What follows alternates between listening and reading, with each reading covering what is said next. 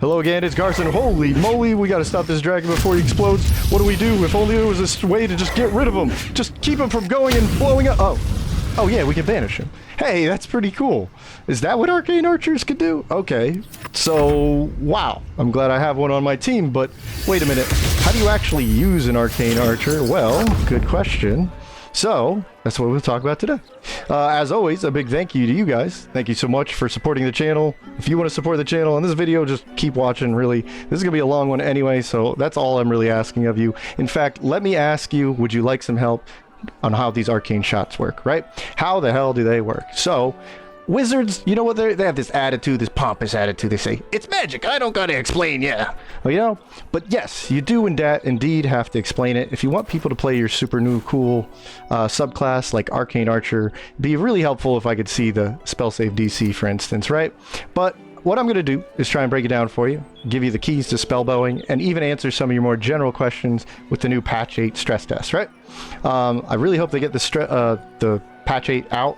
I just played a full playthrough with 4 new subclasses. Arcane Archer was one of them, so I feel really confident in explaining the subclass, why I rated it so highly, and how the hell these arrows work, right? But for today, we'll just explain what it is real quick, give you a crash course on what you need to know, right? And I'll go over some of these shot types, what they're good at, or just what they are, and maybe if I think there's a best arrow. Ooh. So there won't really be time or Tim for build, all right? We'll just give you some pointers. But basically, patch 8 is still under development, right? So I have to do this, flash this on the top left here. It is the stress test, not the live version of the game just yet. Hopefully they can get this out because I'm loving it. And it's thanks to you guys, a big thank you again, because I'm able to pay it forward, show you this stuff. Because of you guys, I have access to it. So your questions, I'm going to try and answer them right now. Ready? So some general questions like from Luca, real quick. We'll dive into one of them. What we did is we covered recently Touch of Death from the new Death Cleric is an awesome move, but it actually works with some funny cantrips. It's supposed to work on melee hits, but somehow Thorn Whip works. So Luca here was asking, well, does it also work on Sorrow? And instead of just assuming it, I wanted to find out for myself. So yes, it does indeed work. Like, what?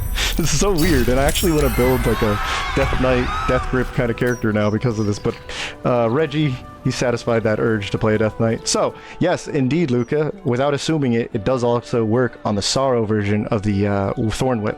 So QWR, he had a question too. Let's pull it up.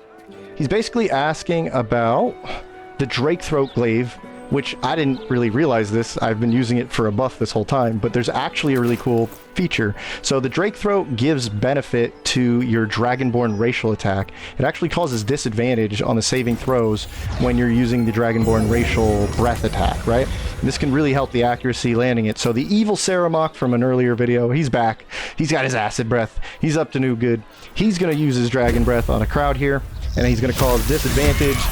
Very likely that he's going to hit. We can see against Cuthbert, it caused disadvantage. Let me hover over it. There it is, disadvantage on the dice roll, and then any other modifiers. So this really ups the accuracy of your Dragonborn racials, which is a really cool feature of the weapon. But does it work on the new Star Druid Dragon form, the Dragon Breath that comes with that? Well, no, it doesn't really work on that. So it is different. In fact, the Dragonborn racial works off of Constitution for its spell save. The Dragon Breath that comes from the Star Druid works off of your spell modifier, which leads into another question real quick. So let me pull up Keith's question here. Pause this for just a moment. So Keith is asking, does Dazzling Breath, Luminous Arrow, do these increase based on a Druid level or a character level like a cantrip would, right? But also, does the Dazzling Breath go based off of your Constitution modifier like the wiki says so? Well, we know that's not the case, Keith, because like you saw earlier, it's actually going off of your Wisdom, or actually it's going off of your spell modifier. Let me show you. So we'll pull this up. Saramok's back with a vengeance. What I'm going to do is start with a level 4 Druid, because if I go into one Wizard, my overall level, my character level, would be level 5, which is when this is supposed to level up from a 2d6 to a 2d or a 3d6, okay? So I'll level up to Wizard instead of 2d6. Let's go into Wizard. There we go. So Wizard, I'll just take any old spells, doesn't matter. Okay. And when I come out of the leveling up screen, I'll now be a total level of level 5, but I'll still be a 4 Druid. So no. It turns out this 2d6 right here would upgrade at Druid level 5. So it's actually do have to invest more into Druid. Now check this out though, I found out something funny. You can see right here, I can prove through my little testing here. Hey, look at that. If I reset the form, I just lost my bonus damage from Wisdom. Why is that? Because now my latest level is Wizard, so Intelligence is my spellcasting modifier, and I didn't invest in it, so I don't get any bonus damage out of it. So you can also tell that the spell save DC to land your attack plus the bonus damage is actually whatever your current character's spell modifier is. See? And you would have to change your form out and reset it to like actually let it reflect the new damage types and everything like that. So really good question, Keith. I appreciate you. So turns out it's not con. That's good, like you wanted, right? But Druid or character level, it's actually based on your Druid level. So as a follow-up to a previous video talking about store Druids with really good questions, just keep them rolling. Now today what inspired this video is some questions about Arcane Archer, obviously, right? So what I'm going to do is pull up 3 questions. First, Anya asks, can you counterspell the magic arrow shots? I mean the charge ones? Well, good to know. All of these don't actually get countered. Just from my on-road playthrough and some testing, it's really hard to show this, but basically they cannot be countered in any way because you're shooting an arrow, you're not using a spell, which is nice, but it also causes some headaches for what we're about to get into, okay? So another question comes from Weiss. Weiss said, hey, if you use the Herald bow with Arcane Archer, does the Bane from the Herald apply before the magic shot? Well, no. Actually, what's going to happen here is if I take the Herald shot, we'll go with Herald. I'll try and demonstrate this right here. And basically, if I go for like a blinding arrow, let's say, okay, you can see that I got mental fatigue, at least one condition, right? But what I'll do is pull back the notes real quick, and I'll show you on the battle combat log. So over here, a condition, and I tried to get Bane, but what really matters here is that the saving throw happens right after the arrow, and then you'll get any kind of conditions like Bane, mental fatigue, and whatnot. Okay, so actually, it's a good question because if we could use Herald and the Bane would apply first, it would be more likely that the blind effect happens. Now, Herald is still a really good option, you'll see why, but it doesn't apply first, just to answer your question, okay? So I'll bust out the notes again, and I got another question. There we go. Okay, and then Insomniac, which inspired this video, because when you do an attack or a spell, normally it shows you the probability to hit the target info. Arcane Archer is 2 things at once, but it appears to be only showing you a chance to hit. Does this mean we're just guessing about the spell save probability? Oh yeah. So this is what really inspired me. I realized that while I do know a lot about this game and it helps me figure out a really cool new subclass, it may be confusing for you, and I want to try and give you a crash course, okay? So what is an Arcane Archer? For those who haven't been following along, in patch 8, you're going to get a new subclass for fighters, and you are literally a spellbow. I can confirm this because I played it all through honor mode. It's excellent. It's a real new type of playstyle because it fuses literally attacking with a bow and casting spells in a unique way, but you're going to need to know some things. So literally we shoot with a bow and we can cast powerful effects on hit, like blind or banishing, like you saw at the beginning, bursting, some damage in an area, or even always hitting and potentially causing advantage against your allies. But you can see what Insomniac's saying. Wait a minute, this arrow literally says it always hits, but why is there a percentage on it? Because it's the percentage that I will get the effect. And this is just the kind of frustration I can imagine from coding to making something, 2 different things work together as one thing. So let me break it down for you. You're going to be able to choose 3 of these different spell options right when you get the subclass, and they're basically spells in arrow form. The way that means is if you can land the arrow, you usually can land this arrow, and then it'll potentially give you an effect if you can land the saving throw. So we'll get into all that. But you also get to choose more at later level ups, so that's pretty good too. Okay, so you get more as you invest into a fighter, depending on multi-classing or not, right? And you use these arcane arrows as a resource. These come back on short rest. You start with 4. I've worked my way up to 6 because I went all in on a fighter level 12, okay? So you do get more of those as ammo, but the cool thing is these are like spell slots in a way, and they come back on short rest, which is really powerful, okay? Really easy to use. But arrows are not consumed if the attack misses. Again, you're shooting an arrow. If you can't land a 99% hit, then you don't have to worry about wasting your little spell slots here, right?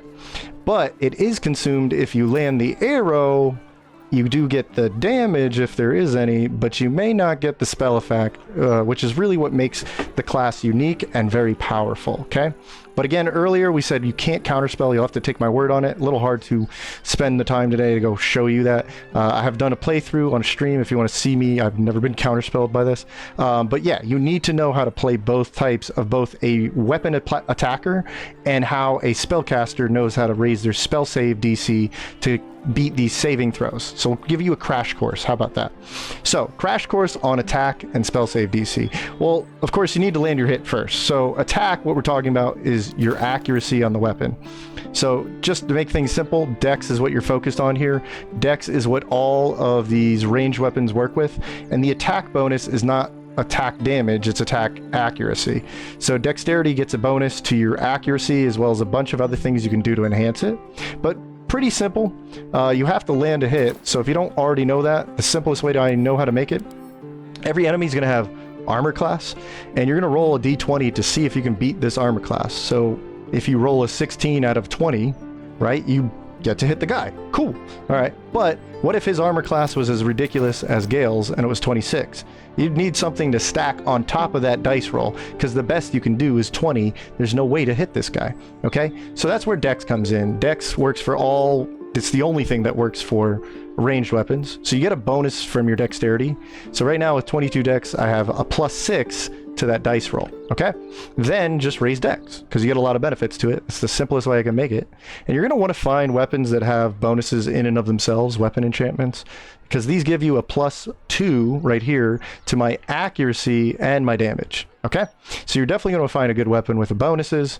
And then among other bonuses, just to keep things simple, probably the best thing you can do is add advantage. So there's a lot of ways to do this. Risky Ring's pretty straightforward because it comes with a cost. You get disadvantage on saving throws, but you get advantage on attacking. And that's why I have green numbers when attacking Cuthbert here at the right range. Okay? So 99% chance to hit. That means I'd have to hit a 1 in like, I don't know, a bajillion. Okay. But advantage means you roll 2 dice. So if you roll a 17 or a 6, you get the 17, and then you get to add your dexterity and any other bonuses. There you go. Now you know how to attack. Okay? That's the most important thing, because you want to be doing damage as a bow user anyway. Where it gets special and also sadly confusing is the spell save DC. Spell save DC on every one of these guys is going to lie to you. What I mean by that is you roll a spell save DC when you land the arrow, and then it rolls against a difficulty class against their saving throw. The only way I know how to make this simple is by breaking it down for you, okay? So unlike shooting an arrow at somebody, the enemy is now going to roll the d20, and it has to beat your spell save DC, your difficulty class. It has to be literally the number that you've set up for them or higher. Okay, so it's going to depend on your spell save DC, so you're really going to want to be able to raise whatever stat contributes to that, and in our case it's intelligence for arcane archers. So you also want to find any equipment that's also going to raise the likelihood of this difficulty class. This gives it a +2 bonus, right? Okay, and you also want to cause conditions like we talked about Herald just a moment ago. Herald would give this guy a debuff to his saving throws. Okay, so we will create a really high number with bonuses and intelligence, and it will cause a condition.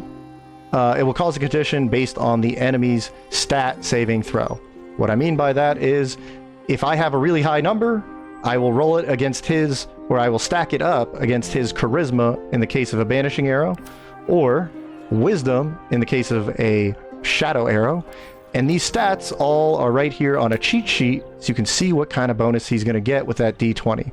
So he will roll a d20 plus get a 1 bonus, and if it can beat my, let's say, 15 from all my bonuses, he gets to not be blinded. Great, good for him. But charisma is looking pretty bad at -1, so maybe I can banish him. And that's how you want to basically play this. You want to know what you're shooting for, you want to be able to hit with your arrow, and you want to know how to successfully land these effects, right? So, here comes the annoying part. I'm sorry, this is as simple as we're going to make it. Do not believe the lies of these tooltips. Are you ready? These all lie to you. All of them. They're all liars. Don't believe their lies. Here's what you really need to know, okay? Especially because, again, they really need to fix this. Also, this is wrong. So what is right about this is your spell save number that you're trying to make as high as possible so they can't beat it with a roll. It's always going to have a base of 8. You're also going to get whatever your current proficiency is. Mine's 4, but you can find that right here. This is based on your character's overall level. Gets better and better throughout the game. All right, and then you're going to get bonuses from intelligence and anything you can add on, which is funny because it's showing the things I'm adding on. Arcane enchantment, high spellcasting. What it's not showing is my intelligence +5, which makes a huge difference, right? And typically on a character, you can build for 2 stats anyway, okay? So do not believe the tooltips lies. In fact, let me show you why I know this. So let's look at the arrows how-to. Pop that up. So, as you can see with Gale's build here, I took off the equipment that gives me bonuses. It is literally 8 plus my proficiency plus my +5 intelligence. Dexterity is a different number. All my other stats are a different number. I know it's intelligence because, check this out. If we go to the combat log, right, it's going to show me a difficulty class of 17. Do the numbers. 8 plus 4 plus 5 gets me 17. Why is it telling me 12? I don't know. This one's telling me 11. Let's go. Okay. I really don't care what his stats are in the saving throw. Just care about what my number is currently. It's 17 again. Go figure. Bursting arrow. As long as you land the hit, everybody gets damage with a bursting arrow, but can I hit? Boom. Okay. So he gets the bursting arrow. Cool. Don't have to worry about it there. Let's go with the seeking arrow. Hey, this arrow always hits. And you're telling me it's 18? Wait, you're telling me the effect is going to be dexterity? What are you talking about? Okay, let's go. This apparently always hits like a magic missile. Ready? Hits perfectly. Why did I get the effect? Because it's 17. It's my intelligence again. It's not my dexterity. What the heck are you talking about? Okay, grasping arrow, same thing. All the arrows work off of my intelligence plus the formula I gave you, okay? So you really want to be able to raise your intelligence, and that's why. Okay, so do not believe the lies. They lie to you. Also, they don't change with spell save DC during multiclassing. Let me load this up real quick for you. All right, so spell save multiclassing. Here we go. All right. Is that the right one? Oh, yeah. Whoopsie. There it is. Sorry about that. So shadow art here, I've used a mod. It lets me manipulate the stats just so I could clearly show this to you. With 18 intelligence, that would be, I believe, a 16 spell save DC. With charisma, though, I get the +5 bonus. That would potentially be a 18 spell save DC, right? So they're totally different stats, right? I've raised my charisma in a multi-class. I took Bard second, so my modifier should be affecting it, right? So does multi-classing change it? No. It's 16 because, again, it's 8 plus 4 plus intelligence, which is right now 4, okay? All right, so otherwise it would have added a +5 from the charisma, okay? So it doesn't work with multi-classing. You can still do a really cool multi-class, but you're going to need to invest in spell save DC or intelligence or ways to boost it. Well, how do we do that? Okay, so once again, let me pull up another video for you. How about if we add items in? How does that affect it? So, as you can see now, what I'm going to do is add in some spellcasting, or spell DC weapons, or abilities rather, right? So I'll use gear that raises my spell save DC, just one piece. How about the Devout? This gives me +2 to that number we were talking about in the formula. Okay, so I have good intelligence, my proficiency, my 8 base. Hey, look at this. It's showing a raise, even though, wait a minute, we shouldn't listen to that. We don't believe their lies. But, hey, they're actually not lying. Look, we went from 17 to 19. And this works on every shot henceforth, right? So it is a reliable way. If you can find gear like Arcane Acuity or just flat increases like this, then yes, you can actually raise the likelihood using that alone, okay? But obviously the best thing to do is use a combination. Just don't think of multi-classing as a way to change this at all. Kind of limits what you could do, but hey, now you know, right? Okay, well, let's actually get into some of those arcane shots. I think that did a pretty decent job of explaining how this all works. Then some of you might be asking, hey, that's cool, I know how to do all that. What about the shots themselves, Garson? All shots require only 1 arrow resource. This is why I was trying to say this is such a good subclass, because every one of these only has the requirement of 1 arcane arrow, and you can fire as many as times as you have arrows types or arrow shots plus actions, right? There's no limit per turn, which just makes this really strong at level 11, where you can fire 3 times with 1 action as a fighter. None of these really work with Titan String. I mean, that is to say the Titan String's bonus does actually work with your base damage, and if you've never used the Titan String Bow, it's awesome. You get a bonus damage from your strength modifier if you raise it with, say, an elixir, or you have natural strength, but it doesn't work on, say, the psychic damage here. It doesn't work on the bursting damage here, right? It's really not that good of a choice for your Arcane Archer, in my opinion, but it's also not a bad choice because it's a good weapon in general.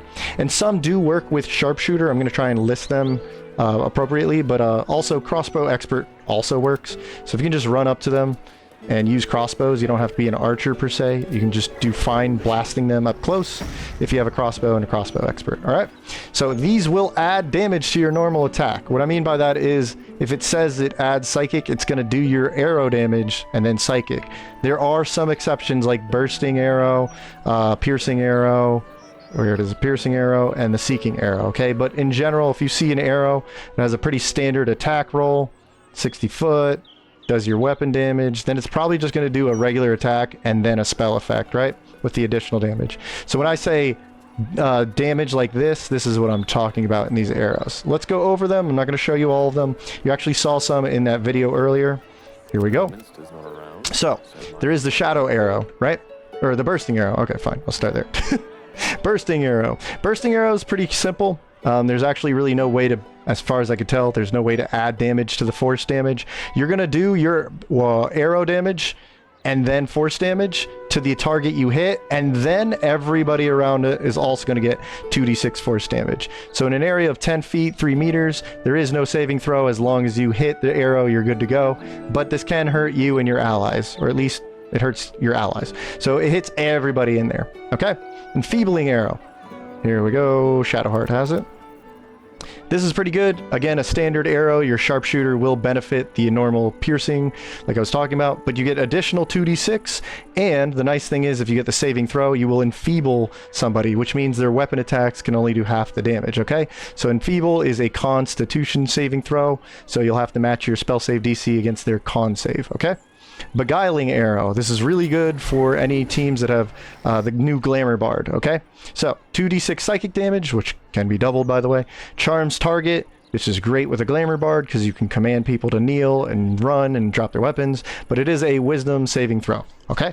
So you'll land the arrow like normal, you'll get the sharpshooter and any other benefits, you'll do some additional psychic damage, and then you get the beguiling effect, the charming effect.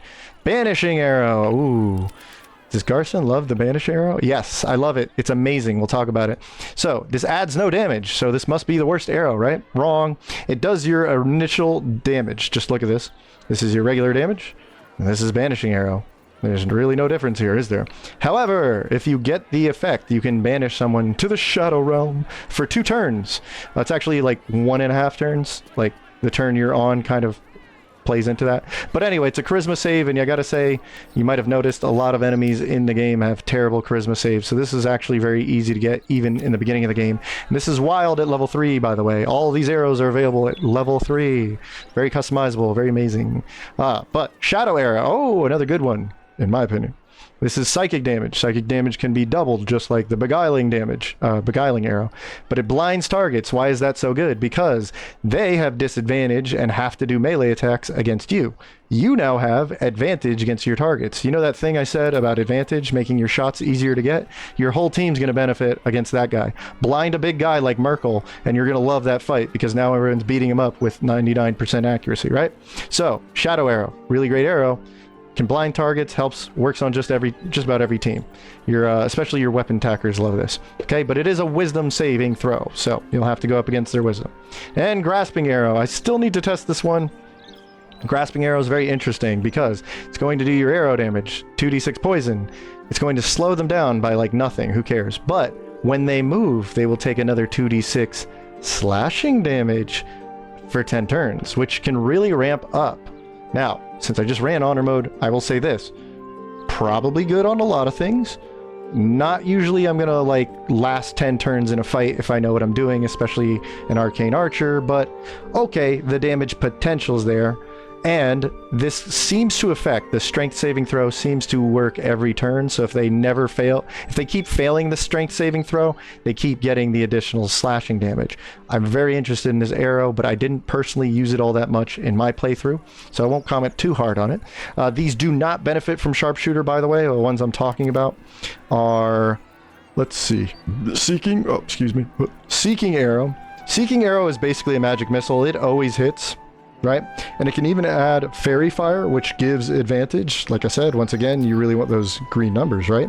What's cool is it can actually bend around like objects.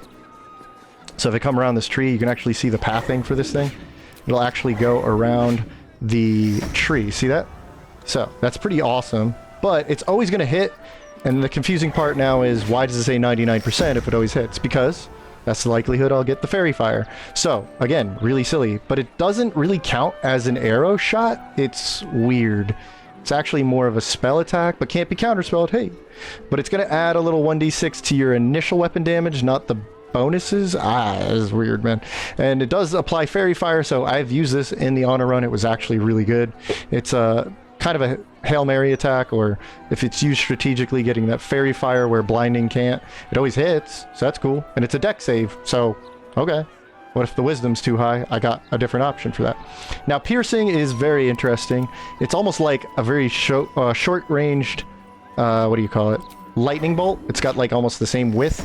You really wouldn't think the width would be this big on a piercing arrow, the way it's described, but this is more like Barrage, the Hunter level 9 level 3 spell. It's like, okay, whatever. I won't go over that anymore. But basically, it's not going to add sharpshooter. It's going to hit everybody with your initial weapon damage. So if you had the Never Misser, this would actually be all force damage, right? And then you get an additional 1d6. But the power is you hit everybody in a straight line. And it is a dexterity saving throw, just like those lightning spells, for instance. That's why I think it's like lightning bolt. So yeah, piercing's very interesting. It adds a little bit of weapon damage. You don't get all of your weapon damage like sharpshooter, and it's a wider area than you would think. And it's similar to Barrage, but way earlier, and you only need one arcane chart. That's crazy. This might be really good, and I'll go over some arrows, why I think they're the best arrows. Well, who the hell knows what the best arrow is? I don't. I don't claim to. I beat the game with this guy, and I still don't want to pretend here is the best S-rank arrow. But you could definitely tell my bias, because arrows are what makes the subclass really versatile, just being a little objective about it. You do have a lot of cool options here. They have different saving throws that you need to know how to use and what their use case is, and it's fun to learn that, in my opinion. But you might want to choose based on a team. For instance, Shadow Blind is extremely good. It was good early game and late game because you can later on double the psychic damage of this thing. Disadvantage on saving throws from the very thing that gives you double psychic damage. I'm talking about the Resonance Stone. But really the big thing about this good early and late game is that throughout the game, being able to blind something while doing damage to it, that's the point of a spell bow. I'm doing damage. Really good damage, by the way, and I'm causing an effect, and I'm causing psychic damage. It's really what makes this subclass unique, and Shadow Arrow is really exemplifying why I love this subclass, okay? Beguiling also works on a team that would run the new Glamour Bard or multi-classing it. You could charm somebody. You could actually charm Raphael, I think I tested with this. You can't charm undead, so there's limitations to this, but you'll still do psychic damage, which again can be doubled.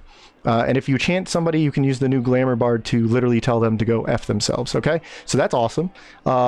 Piercing, I really want to test more of this. We tried it on stream in a testing video, or testing stream, and rainbow damage seems really good, or like stacking fire, additional fire dice damage to it, or just mass debuffs like blasting everybody with the Herald.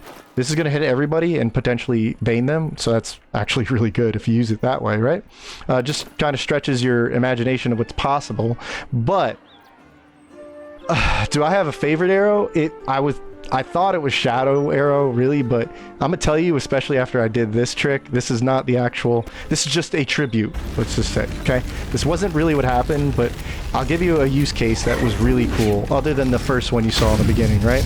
Here's my allies. If I turn off my sharpshooter damage, right, I'm more likely to hit them, and I won't kill them with my bonus damage. But if I shoot my own allies, I can banish them for about a turn and a half, right? So in a fight like ANSUR, I have no way to stop this. I don't have Globe of Invulnerability cheese, right? What if my team was literally about to die and end my honor run? Okay? Kaboom! Okay, so ANSUR lets out a lightning fart, but I take no damage. And I've said many times, like, Vanish is very good and underrated of a spell, and here as an arrow at level 3 is absurd. So if you actually know what you can do in some of the unique use cases, you could say, that doesn't happen. This literally saved me in a fight against the Hell Watchers. It saved one of my allies who went lethargic from a haste, and I basically just banished them. They came back after the haste was over, the lethargy, and they came back like nothing ever happened to them. And I thought, dang, now that is really cool, but also that was a fun little use of it, right? Not to mention, you saw at the beginning, I did banish something like ANSUR. So there's many use cases for this, even though it doesn't have bonus damage like the others, right? Banishing something for 2 turns is a huge amount of control. And not just that, but you did hit them with your full arrow damage, and that is incredible, okay? Do I think it's the best arrow? I don't give a crap, okay? Do I think it's amazing? Yes. Was Spider Mama gone? Gone. Fire Dragon? Gone. Useless ally about to die? You bet they're gone. And they come back 2 turns when the whole battlefield has rearranged and turned the tides in your favor, right? So, build time? Nope. I'm just going to give you some of the details like I did in my Archer video. Go check that out. What makes this so great is if you know how to land your hits, make sure you have the accuracy, make sure your dex is good, make sure your weapon has some good enchantment. Hell, you know what's a good weapon? Deadshot, because it gives you your proficiency twice when you go for attack rolls for your accuracy. And that's pretty powerful. That's 8 more accuracy. Just get smart. Get smart. Not, you know, obviously learn the game a little bit, all that, and smartiness, and wizards, but wizards want you to be intelligent because they know you'll have more fun with higher intelligence on your arcane archer, okay? So screw those wizards, go out there and be the smartest you can be. But also debuffs are great. I have examples on my guy. I use mental fatigue. This made it a lot easier to land these wisdom saving throws and these banishing shots, right? Bonuses are also great. You're definitely going to want bonuses to just give you a flat bonus. And finally, Arcane Acuity is highly recommended. It is everything you want. It is the perfect engine to what you're trying to achieve. By Act 2, you really can't do better than this, and it can carry you for the rest of the game, and it's a green item, which means nothing. Uncommon does not mean anything in this game. There's 3 versions of this. They're all helmets, so don't worry. This one is just activated every time you do, hey, a weapon attack. So every time you shoot with Deadshot, your spell save DC on top of your intelligence is going to go up by 2. Imagine every single time you shoot and land a hit, you get this devout amulet every single time, and it can go up to a maximum of 10. It's literally the best thing you can do on an arcane archer if that's the whole idea of what you're trying to do, right? So how do you level up and play these? Go watch the live stream. I just finished a run with an arcane archer. We did win. It was awesome. I did some cool tricks with the arrows. I found out what I like, and I found out confidently I can say to you now, this is what you need to know. Dex and int and all these other things. Okay, and you will have tons of fun. Even on honor mode, you can beat the game with an arcane archer because they're so cool. But I like answering questions and clarifying things, showing stuff. If you don't get something, let me know in chat or comments. I'd love to see you in the stream though. But if you want to sponsor the channel, you're my sponsor. Thanks for watching. I appreciate you. The best thing you can do is just enjoy the videos and have fun in Baldur's Gate 3. But otherwise, if you want to support the channel, it's as low as it's going to be here on YouTube, okay? Otherwise, I'll see you in the next one, and you guys have a blessed day.